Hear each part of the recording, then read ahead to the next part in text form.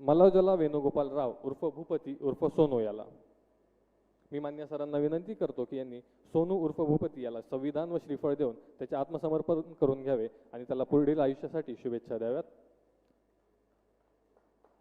सोनू उर्फ भूपती हा आपल्या AK-47 रायफलसह मान्य मुख्यमंत्री सरांसमोर आत्मसमर्पण करीत आहे। हा मागील 40 वर्षांपासून माओवादी संघटनेमध्ये कार्यरत होता।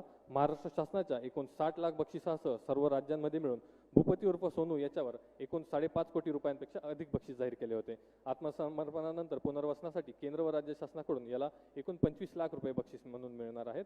तसेच दिनांक 1 जानेवारी 2025 रोजी भूपती उर्फ सोनू याची पत्नी DKZCM तारक्का सीडाम हिने मान्य मुख्यमंत्री तथा गृहमंत्री महाराष्ट्र राज्य श्री देवेंद्र फडणवीस सर यांच्या समोर आत्मसमर्पण केलेले होते।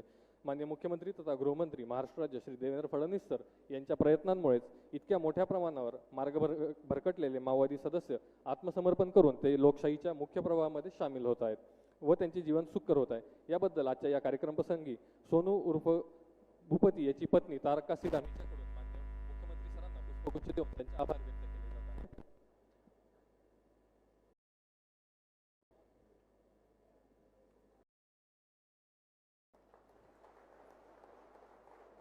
यानंतर या संपूर्ण आत्मसमर्पणाच्या कार्यक्रमासाठी विशेष परिश्रम घेणारे अधिकारी व अंमलदार यांना मान्य मुख्यमंत्री तथा गृहमंत्री महाराष्ट्र राज्य श्री देवेंद्र फडणवीस सर यांच्याकडून प्रोत्साहनपर बक्षीस देण्यात येणार आहे। मी मान्य सरांना विनंती करतो की